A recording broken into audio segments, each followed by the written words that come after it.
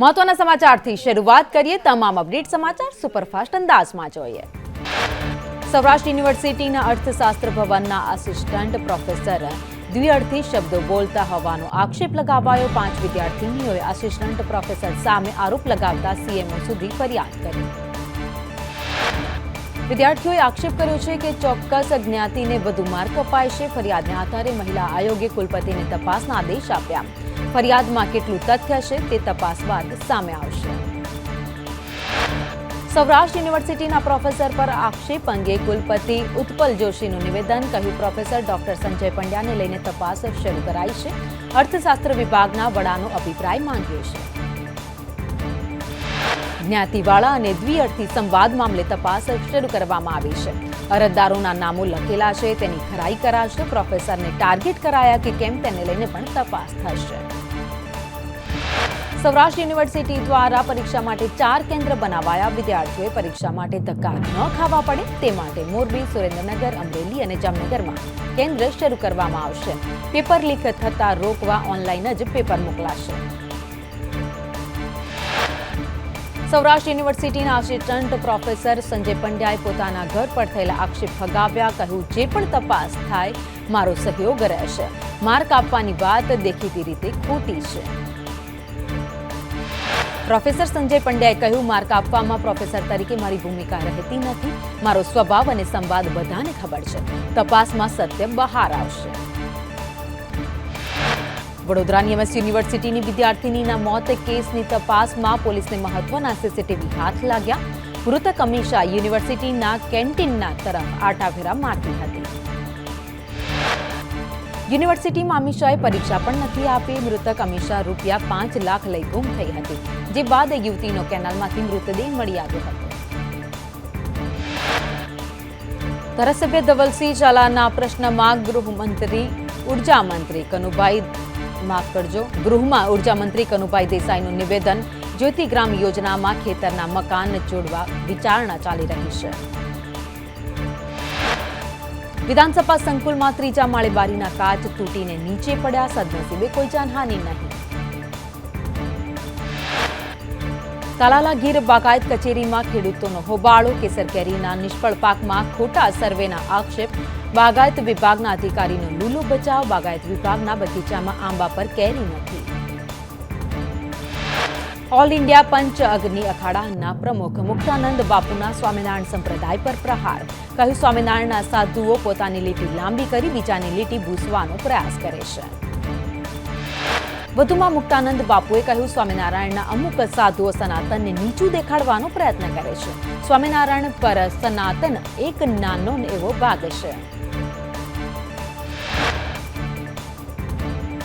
સ્વામિનારાયણ સંપ્રદાયનું વધુ એક પુસ્તક વિવાદમાં. કાલ્પનિક કથામાં ભગવાન દ્વારકાધીશ વિશેની ટિપ્પણીથી ગુગળી બ્રાહ્મણ સમાજમાં ભારોભાર રોષ ફેલાયો. દ્વારકામાં આજે ગુગળી બ્રાહ્મણ સમાજ પ્રાંત કચેરી આવેદનપત્ર આપશે. ગઈકાલે રાત્રે ગુગળી બ્રાહ્મણ સમાજની બેઠક યોજાઈ. સ્વામિનારાયણને મનગઢત પુસ્તકો સામે આવેદન આપવા નિર્ણય લેવાયો. સ્વામિનારાયણ સંપ્રદાયના પોકળ સાહિત્ય અને પ્રવચનમાં ગપગોળા સામે આકરા પ્રહાર થયા છે. ગુગળી બ્રાહ્મણના અગ્રણીએ કહ્યું કે દ્વારકાધીશ ઉપર ટિપ્પણી ન ચલાવી લેવાય. હવે તો હદ થઈ છે.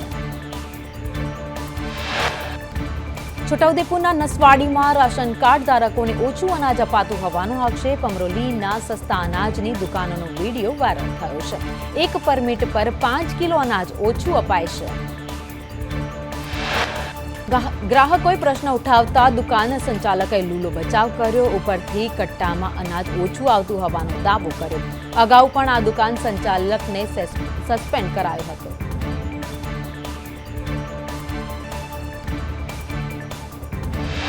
આરોગ્ય કર્મચારીઓની હડતાલ વચ્ચે યુનિયનના મહામંત્રી છૂટા કરવા આદેશ. એસમાં લાગુ હોવાથી સાબરકાંઠા જિલ્લા પંચાયતે આશિષ બારોટને છૂટા કરવા આદેશ કર્યા. ગાંધીનગરમાં સતત 9મા દિવસે આરોગ્ય કર્મચારીઓની હડતાલ. સત્યાગ્રહ છાવણીમાં આરોગ્ય કર્મચારીનો જમાવડો. કર્મચારીઓએ કહ્યું, એસ્મામાં લાગુ કરી પગલાં લેવા યોગ્ય નથી.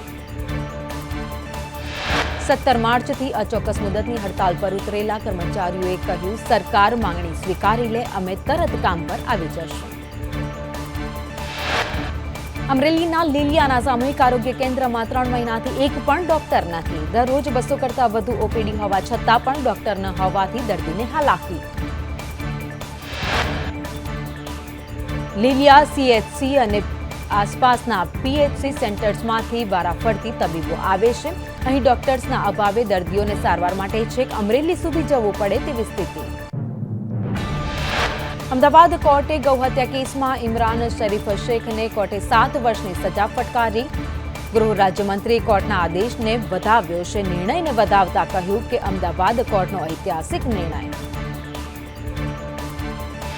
ગૌહત્યાને સજા મુદ્દે ગૃહ રાજ્યમંત્રી હર્ષ સંઘવીએ કહ્યું, રાજ્ય સરકારે ગૌહત્યા રોકવા માટે કાયદો બનાવ્યો છે. અમારી સરકારે ગૌહત્યારાઓને પકડવાનું કામ કર્યું. ગૌહત્યાના આરોપીને સજા આપવામાં સફળતા મળી છે. ગૌહત્યારાને સજા આપવાનો આ મહિનામાં 3જો ચુકાદો. ગઈકાલે અમદાવાદ કોર્ટે 2 ગૌહત્યારાને 7 વર્ષની સજા આપી હતી. વટવામાં ધરાશાયી થયેલી ક્રેન હટાવાઈ. ક્રેન હટાવી ટ્રેન વ્યવહાર ફરી એકવાર શરૂ કરાયો. પીઆરઓએ કહ્યું, પાટાની કામગીરી પૂર્ણ થતાં તમામ ટ્રેનો રાબેતા મુજબ શરૂ થઈ છે. સુરતમાં લોનના નામે ખેડૂતોએ જમીન ગુમાવી. ખાંભાસલા ગામના ખેડૂતને ઠગબાજોએ છેતર્યા. જમીન પચાવી પાડનાર કૃષ્ણા પારેખ, જીતેન્દ્ર પટેલની ધરપકડ. વીજ બિલ ભરવામાં ડાકોર નગરપાલિકાના દાંતિયા. 7 લાખ રૂપિયાનું લાઇટ બિલ ન ભરતા ઓવરબ્રિજનું કનેક્શન કાપી નાખવામાં આવ્યું. વીજ કનેક્શન કપાતા રાત્રે વાહન ચાલકોને હાલાકી. રાજકોટનું બેડી માર્કેટ યાર્ડ માર્ચ એન્ડિંગને લઈને 6 દિવસ બંધ રહેશે. આવતીકાલથી યાર્ડ બંધ રહેશે અને 1 એપ્રિલથી રાબેતા મુજબ ચાલુ થઈ જશે. સુરેન્દ્રનગરના કોલસાના કાળા કારોબાર પર પ્રાંત અધિકારી અને મામલતદારે દરોડા પાડ્યા. કરોડો રૂપિયાનો મુદ્દામાલ જપ્ત કરવામાં આવ્યો. અંદાજે 100થી વધુ ગેરકાયદે કોલસાની ખાણો. રાજકોટના અવેડા ચોકથી શાહજી હોલ સુધીના આરસીસી રોડની હાલત દયનીય હાલતમાં. આરસીસી રોડ તૂટતા સ્થાનિકો મારોશ. અમદાવાદના વટવામાં બુલેટ ટ્રેન પ્રોજેક્ટની ધરાશાયી ક્રેન હટાવાઈ. ક્રેન હટાવી લેતા સવારે 5 વાગ્યાથી તમામ ટ્રેન શરૂ કરાઈ. આશરે 24 કલાકથી વધુ સમય ટ્રેન વ્યવહાર ખોરવાયો હતો.